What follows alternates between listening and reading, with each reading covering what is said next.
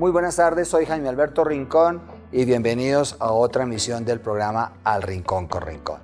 Como siempre lo digo, primero que todo agradecerles que estén aquí regalando unos minutos de su vida y que no se les olvide que este programa lo único que tiene como objetivo es eso, reflexionar, cuestionarnos, hacer preguntas. Aquí no venimos a aprender, sino al contrario, a reflexionar y a cuestionarnos. Hoy nuestro tema es interés, ¿cuánto vales? Y queremos tocar ese tema desde tres perspectivas. El interés que tiene uno como ser humano, y como lo digo siempre, uno se tiene que interesar primero por uno mismo, aceptarse uno mismo, conocerse a sí mismo. El otro, la perspectiva de cómo se relaciona ese interés con los demás, ¿no? Que es importantísimo, a veces no le damos a eso el peso que se necesita. Y lo más importante, porque siempre miro la vida como en esas dos perspectivas, ¿no? El ser humano como tal, su propósito de vida y también ligarlo a la parte de emprendimiento y empresarialidad, que obviamente siempre están de alguna manera juntas. Entonces, por eso hemos calificado o hemos tocado ese tema, interés, ¿cuánto vales? Y arranquemos desde una perspectiva muy curiosa, porque cuando uno comienza a mirar a los seres humanos, es curioso que a uno a veces lo califican de interesado. Es que usted es un interesado, es que usted siempre se mueve por el interés. Y casi que lo califican de malo. Hay como un tufillo por ahí oculto donde como que los interesados o los que nos movemos por el interés somos mal vistos. Y yo les quería decir que pues es todo lo contrario. Una persona interesada, una persona que tiene claro qué quiere en su vida, qué es lo que le interesa, pues son las personas que mueven el mundo. Entonces, lo primero que yo invito a todos, mujeres, hombres, que yo lo llamaba en otro programa la aceptación, es que ¿qué nos interesa realmente en la vida? Si uno tiene claro qué le interesa, qué le mueve el mundo, pues es mucho más fácil comenzar un proyecto. Entonces, para uno comenzar a desarrollar un producto que le interese, hay una cosa bien curiosa que quiero proponerles, que quiero que reflexiones, es que uno se tiene que preparar. Y esa preparación en la vida es bien importante. Voy a ponerles una similitud. Resulta que para que entiendan qué es prepararse, uno desde los 3 años aproximadamente va a lo que llaman el jardín infantil, tal vez. Gastas 3 años tal vez en el jardín infantil, 4, son 4 años preparándote. Otros 5 años de primaria, son 9. 6 años en el bachillerato, 11 y 11, 12, y digamos que nos gastemos otros 5 años haciendo una carrera profesional. Y resulta que nos preparamos en la vida. Y la pregunta que yo siempre le digo a la gente, ¿para qué? ¿No? Primero el por qué es como ese momento de verdad, el por qué lo hago, pero más que el por qué uno siempre tiene que preguntarse, y siempre hago esa reflexión, el para qué. ¿Para qué me estoy preparando? Y resulta que uno se prepara y muchas veces no tiene claro para qué se prepara. Y creo que ahí es donde está una problemática que uno tiene que resolver. A los jóvenes, sobre todo a los niños, los tenemos que preparar desde muy pequeños a cosas que no nos enseñan en la universidad. Es qué nos interesa, qué realmente me mueve, cuál es mi propósito de vida. Y si uno va identificando como padre o como joven, y si no tuvo la oportunidad, una orientación, pero uno comienza a sentir qué es lo que le gusta, qué me interesa en la vida, comienza uno a clarificar muchas veces qué es lo que quiere.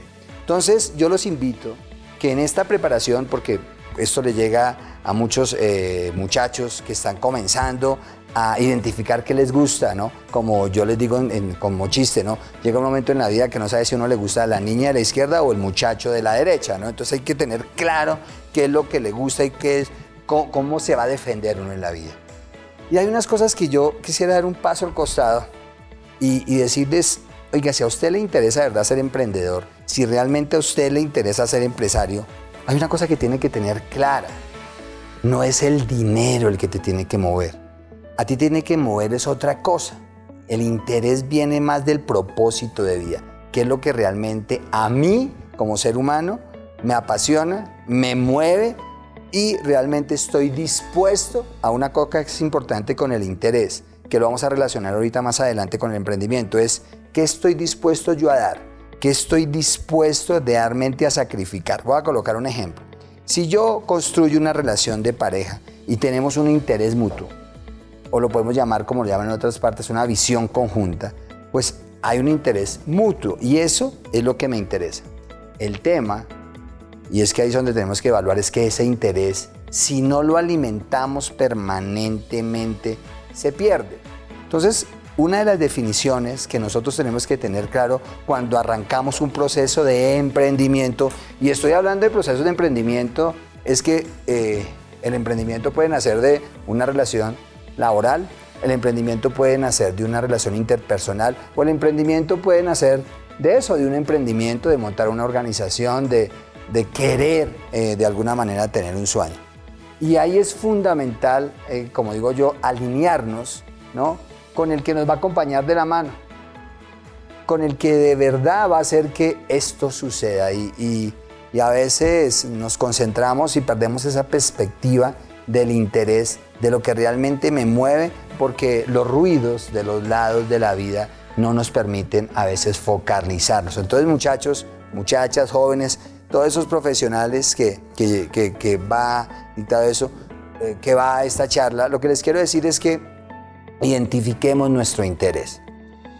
Y entonces, para seguir hablando de interés, quiero hacer esa relación que tienen los seres humanos, las personas, con el interés, digamos, de arrancar un emprendimiento. Y tenemos que tocar un tema bien importante, que es el interés ya económico, el que nos mueve el dinero, ¿no? Porque de todas maneras, es que nosotros somos esclavos del dinero y ahí hay que hacer una reflexión. Cuando uno monta un emprendimiento solamente por hacer dinero, pues el dinero se te va de las manos. Hay que montar emprendimientos más que lo apasionen a uno, el resultado.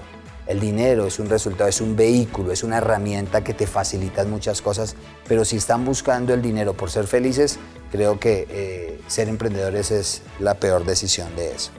Pero sin embargo, teniendo en cuenta eso, el dinero es el apalancador más importante del emprendimiento. El interés, ¿no? El interés financiero, el interés, la plata que a uno le cobran cuando necesitas tú conseguir dinero, ¿no? Entonces uno siempre, ojo, siempre va a faltar dinero. Es un recurso renovable, nunca hay excesos de capital. Es muy difícil, hay excepciones, pero normalmente las compañías siempre necesitan dinero para crecer. Y ahí es cuando uno tiene que tener claro qué interés estoy dispuesto yo a pagar por ese capital que llegue. Pero yo quiero aclarar un aspecto fundamental, muchachos, como una herramienta que tienen que tener ustedes claro. ¿Se acuerdan que yo hablaba de la preparación de los seres humanos para que les vaya bien en la vida y para que sean interesantes? Las organizaciones, por favor, las organizaciones también necesitan prepararse. Y la mejor manera de preparar una organización es teniendo, ¿cómo dice?, una organización organizada. Suena un poco curioso, pero es así. Por eso llamo una organización. Pero a veces los emprendedores saben de hacer cosas, saben de desarrollar productos y servicios, pero no de organización. Y ahí quiero hacer el énfasis, tienen que tener una estructura organizacional. Pero las finanzas son de la estructura las cosas más importantes que hay. Y yo quiero hacer una claridad, ¿qué es finanzas y qué es contabilidad? Porque a veces la gente no tiene clara. La contabilidad y las finanzas son los elementos más importantes de una organización porque ahí reflejan, pues, la contabilidad es, digamos, como las calificaciones, cómo se está comportando y cómo yo anoto cada proceso de mi organización. Digamos que ahí queda reflejado todo el procedimiento, ahí está la manera de cómo podemos ver la organización. Entonces la contabilidad siempre, ojo, va a alimentar a las finanzas. ¿Las finanzas qué son? Las finanzas son un poco más que la contabilidad, sin decir que son más importantes. Las finanzas es lo que es el para qué, las proyecciones que se hacen en las compañías.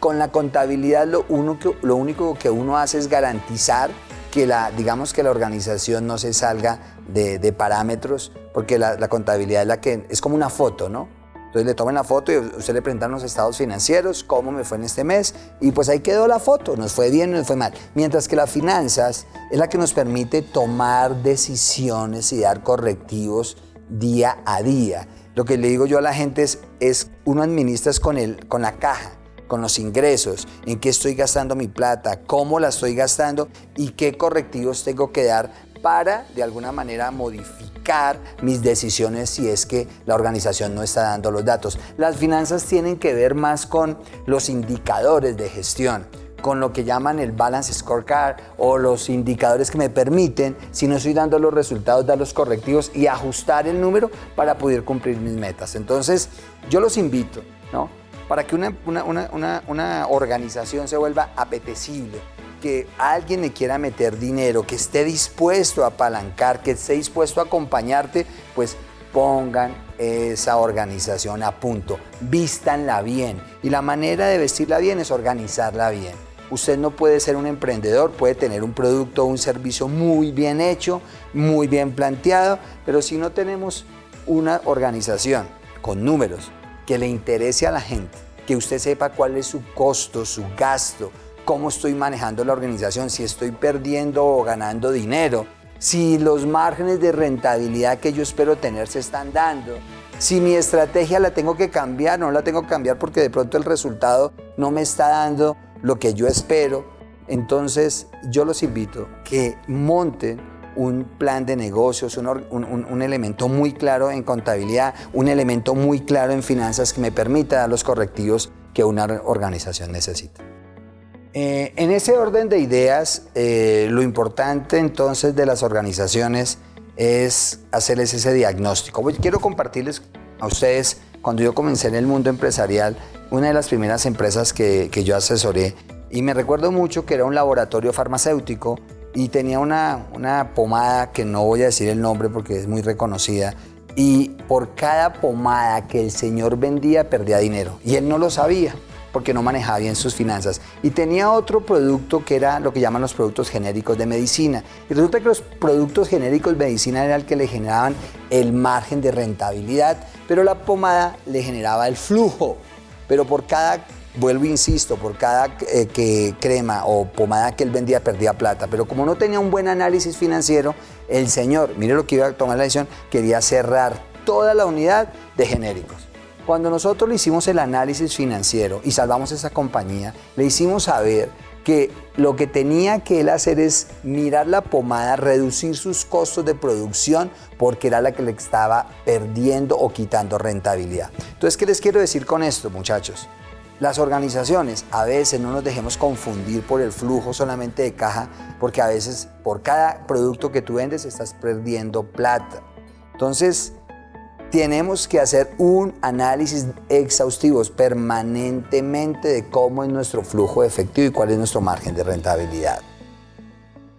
Yo les quiero decir, y otra cosa que es muy importante, que siempre les digo, las compañías se desarrollan y las compañías se gerencian, se administran es con flujos de caja. El recurrente es fundamental. ¿Con cuánto tengo en el banco y cuántos son mis gastos? Lo importante en la vida y en las organizaciones no es cuánto ganas, sino cuánto gastas. No se les olvide eso, muchachos. Bueno, vamos a las preguntas. Gracias.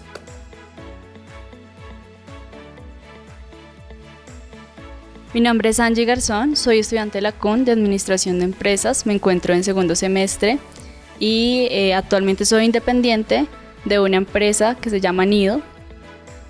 Actualmente tenemos más de 13 locales y la pregunta es la siguiente. Generalmente uno tiende a mezclar mucho sus finanzas personales con las finanzas de sus negocios.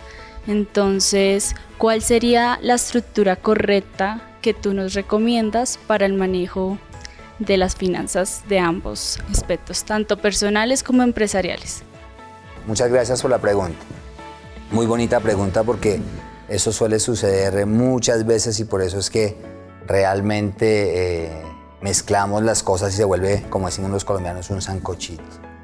Sí, claro, es verdad. Lo primero que yo le digo a la gente es precisamente hay que manejar una contabilidad. Y siempre les digo, si la organización de alguna manera ya está generando algunos dividendos, alguna cosa, pónganse en un sueldo. Por sencillo que sea, entonces yo pongo un sueldo y hago lo que hemos denominado nosotros un presupuesto. Cuando uno presupuesta, dice yo voy a sacar 200.000, 300.000. Lo que yo les recomiendo es que vivan con eso. Por favor, el mejor negocio que puede hacer un emprendedor es reinvertir y reinvertir y reinvertir en su propio negocio. Ahí es donde está el sacrificio y hermoso, pero como le digo, pues a veces uno tiene que vivir del negocio. Entonces póngase en un sueldo, un sueldito. Yo soy tan, entonces voy a vivir con, no sé, 1 millón, 2 millones, depende del tamaño del negocio, para que no comiencen a devolver. Ahora, si el negocio necesita plata, pues hay una cosa que se llama préstamo. Y los préstamos tienen intereses, entonces yo le presto a mi emprendimiento, a mi empresa, pero la empresa me tiene que devolver esa plata con unos réditos, porque el costo del dinero pues es el interés de lo que hablábamos acá. Entonces es la manera más fácil de organizar tanto las personales como las finanzas organizacionales. Hola, soy Esteban Ortiz, estudiante de Administración de Empresas de la CUN, terminando ya la carrera. Tengo 2 emprendimientos, de los cuales llevan más o menos 5 años, sumando los 2. Y bueno, la pregunta, de acuerdo a toda la introducción que nos dio, es muy interesante escuchar que uno tiene que poner bonita la empresa para que sea atractivo para futuros inversionistas, socios y demás. Y hoy, curiosamente, escuché una frase que decía: solo aquellos que pueden ver lo invisible podrán hacer lo imposible. Muchas veces uno lucha contra la corriente, contra cosas que la gente no ve. Y ahí es cuando uno muchas veces gasta dinero, gasta plata, gasta tiempo. La pregunta a qué voy: ¿hasta qué punto uno puede dejar de insistir? ¿Hasta qué punto uno puede seguir y seguir y seguir? Bueno, muchas gracias por la pregunta, y de verdad que eso nos pasa a todos los emprendedores. Yo siempre lo he dicho, el fracaso es parte del éxito, y fracasar. Como a mí me dicen, si yo pudiera decir cuál es mi expertise, es que soy fracasado permanente. Eso para decirte que si tú eres un emprendedor vas a tener que aprender del fracaso permanentemente, pero si bien eso es cierto, tú tienes que aprender de esos fracasos. Esa es la intencionalidad del fracaso. El tema es que a veces la gente, y ese es el problema que tenemos los empresarios, es que a veces no aprendemos de nuestros errores. Y si a eso le pones un poquito de sal y le ponemos el ego, ese ego es el que a veces no nos permite salirnos y darnos cuenta que tenemos que hacernos a un lado. No nos damos cuenta que realmente este producto está mal estructurado. Y hay un libro por ahí que se llama así: ¿por qué fracasan los ejecutivos altamente exitosos? Es porque nos damos cuenta que definitivamente está mal estructurado el proyecto, pero ese amor por el proyecto, esa pasión que le metemos, ese hijo, porque se comenta en un hijo, no nos hace ver el tema con objetividad. Yo le digo a todo el mundo: mire, sea optimista. Yo soy optimista, vea el vaso medio lleno siempre. Como le digo a todo el mundo, un pesimista a veces uno es un optimista bien informado. Entonces hay que mirar las cosas con realidad, no enamorarnos a veces de las cosas. Uno se enamora de los seres humanos, y entender que cuando realmente estamos haciendo un camino y todas las tendencias, todo lo que ve es que va al fracaso y que realmente eso no puede entender, uno tiene que aprender a parar. Eso no quiere decir que tú no sigas en el intento, eso no quiere decir que tú no cambies, pero hay veces hay que cambiar el rumbo. Pero por eso, por lo que yo decía, esos cambios de rumbos, ¿quién te lo da? Pues una empresa, una organización que tenga números, que tenga data, que te permita decir: miércoles el costo se me está disparando, la competencia entre un producto chino, qué sé yo, un servicio que es mejor que el mío y que es más barato, ¿cómo yo puedo de alguna manera reaccionar frente a eso? Y hay veces uno se queda con la pasión y no, le digo, tienes que virar. Mira, Amazon es el mejor ejemplo. Él comenzó vendiendo libros, y cuando se dio cuenta que el negocio era otro, pues convirtió su negocio en otro. Y cuando se va a mirar, las grandes compañías comienzan de alguna manera haciendo unas cosas y terminan siendo otro. Samsung, si usted mira la historia de Samsung, era de todo, era textilera, era de todo, y hoy es una gran compañía de tecnología. Eso es un emprendedor es el que tiene esa visión, eso de lo invisible que dijiste tú, esas cosas que nadie ve. A mí me parece curioso, porque a mí mucha gente me dice eso: señor Rincón, es que usted es visionario. Le digo, ¿y visionario qué es? Es que usted ve cosas que nadie ve. Eso suena como si fuera brujería, ¿no? Y no es eso. Lo que pasa es que los emprendedores, los empresarios, vemos siempre una oportunidad en esta pandemia que estamos viviendo. Yo siempre le digo a la gente: vea las oportunidades en su vida, vea las oportunidades en el trabajo, vea las oportunidades en el negocio, porque hay muchas. Y las empresas que realmente y las personas que son felices son las que ven oportunidades definitivamente en las crisis. Bueno, como les dije aquí en el transcurso de estos minutos, sean interesados, interésense, practiquen, vístanse, vistan las empresas, generen data, generen desarrollos propios, que eso es lo que hace que la gente se interese. Yo entendí desde muy joven que cuando uno estructura bien una organización, cuando la organización está bien estructurada en términos financieros, te prestan plata, consigues inversionistas. Y para hacer eso a veces la gente le tiene miedo a pagar impuestos. Qué susto pagar impuestos. Y yo entendí, no es que a mí me encante pagar impuestos, pero una organización bien hecha, bien estructurada, te tiene que dar para pagar impuestos y dejar los réditos suficientes para desarrollar un modelo de negocios. Diciendo esto me despido, invitándoles que esto es lo que estamos hablando en la CUN, esto es de lo que queremos discutir, dar esos pequeños tips para estos grandes empresarios del futuro, para estos emprendedores, y para el próximo programa vamos a hablar de deuda, cómo les vamos a enseñar o tips para que se aprendan a endeudar. ¿Hay deuda mala o deuda buena? Y eso es lo que vamos a hablar en el próximo programa. Gracias por estar con nosotros y que tengan una feliz noche.